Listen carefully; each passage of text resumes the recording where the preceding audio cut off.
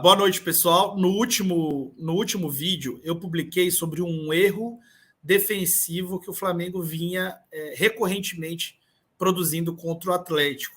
Esse erro se dava na segunda linha de defesa, na segunda linha de meio, né? Defensivamente, justamente pelo lado direito ali, onde o Arana deitou e rolou no jogo contra o Atlético. Ali, normalmente, quando o time defende em duas linhas de quatro, o Arrascaeta precisaria estar presente, e sempre acontecia, durante muitos momentos, aconteceu uma indefinição sobre quem deveria marcar naquele setor, né? E até o gol do Atlético sai numa hora que o Bruno Henrique está marcando por ali e ele entra para fazer uma marcação durante o lance. No jogo de hoje, aconteceu uma mudança, né? Aconteceu uma mudança na forma de marcar esse tipo de lance. E é sobre ela que eu queria explorar aqui um pouco com vocês. Então, estou colocando aqui na prancheta o Botafogo. Tá? Então, o Botafogo jogou hoje em uma espécie de 4-4-1-1, que também pode até ser lido como um 4-2-3-1, dependendo da função, dependendo de como cada um vai estar trabalhando, tá? Aqui. Não, aqui mesmo. Então vamos lá. O Flamengo, no momento ofensivo, vocês sabem, né? Faz a saída de 3 normalmente.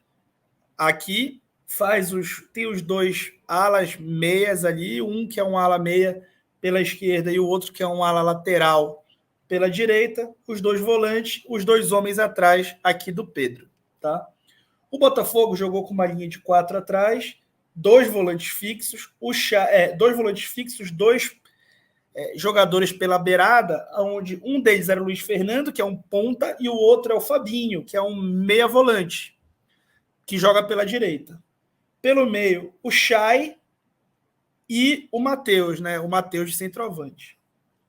Hoje, o Flamengo tinha uma diferença com relação ao último jogo e aos outros jogos, aí, a maioria dos jogos com o time titular. Um dos, aspas, 3 zagueiros não era lateral, né? Nem o Isla, como em um jogo, nem o Felipe Luiz. Né? O Felipe Luiz não estava em campo e entrou um zagueiro, né? Um zagueiro atrás dele. No jogo contra o Atlético atacava da mesma maneira, com 2 caras abertos. Tá? Só que a diferença é que um deles era mais ofensivo, que era o Savarino, e não o Fabinho, que é menos ofensivo do que eles. E esses caras abertos, eles recebiam encaixes ali no momento defensivo de 2 laterais, né? De 2 laterais, marcando.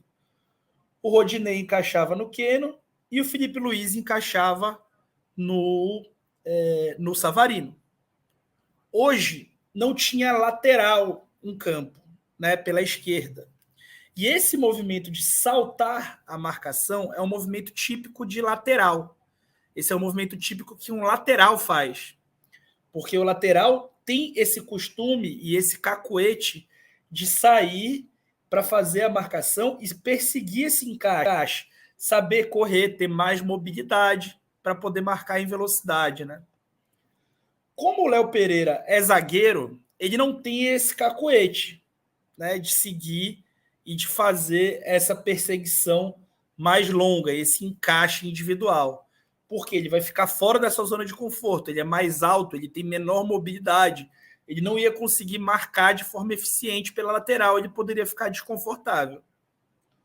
E aí, esse cara, para melhorar para o Flamengo, esse cara não era necessariamente um ponta. Ele era um meia volante que dava amplitude pela direita eventualmente. E aí, o que foi que o Paulo Souza fez? Ele colocou o Lázaro e um encaixe individual nesse rapaz chamado Fabinho. E aí, por várias vezes no jogo, a gente viu uma linha de 5 embaixo.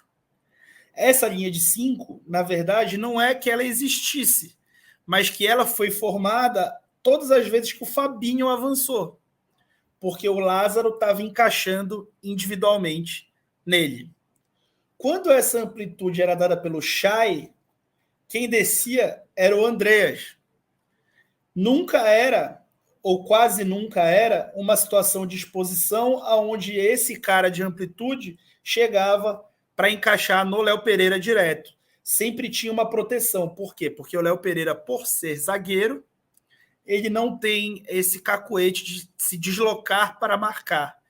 Ele é um cara que recebe a bola mais em velocidade. E aí, o Lázaro executou dessa forma. Você quer uma prova disso? Quando o Paulo Souza faz a alteração para a saída do Lázaro e entrada do Vitinho, o que ele faz junto?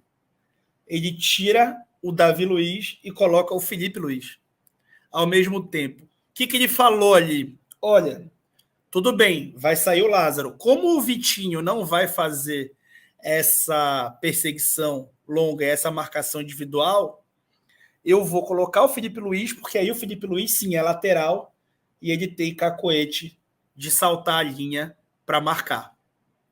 Então, essa dinâmica foi muito interessante no jogo de hoje.